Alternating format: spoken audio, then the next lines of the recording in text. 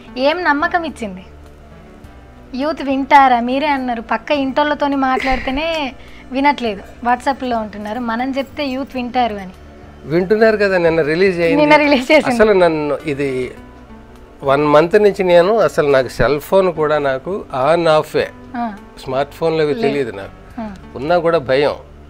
Land phone, cell phone on off అట్లాగా ఇంత career వచ్చిన వాడిని నేను. మరి యూత్ వాళ్ళతో ఇంటరాక్ట్ అవ్వాలంటే నేను తప్పనిసరిగా కొన్ని ఫండమెంటల్స్ పక్కవాడిని ఆన్ చేసి ఇమ్మనాలి నేను అంతే. సో దీనికి వచ్చి ఒక 1 మంత్ నుంచి ఫేస్బుక్ అకౌంట్ ఓపెన్ చేశాను నేను. దీని గురించి మొన్న ఉగాది నుంచి చేసి అసలు ఏంటి ఇందులో జనాలు ఎలా పలకరించుకుంటారు, నేనే పెడితే ఎట్లా ఉంటుంది రెస్పాన్స్, ఇట్లా స్లోగా చూస్తుంటే ఒక చిన్న ఫోటో పెట్టినా, ఒక చిన్న ఇది చేసినా, ఎందుకు ఇందులో ఈ లోకంలో పడిపోతున్నారు జనాలు అనేది ఆ టేస్ట్ చూస్తున్నాను నేను. ఓహో, మనం కూడా ఇందులో ఉంది విషయం అంత.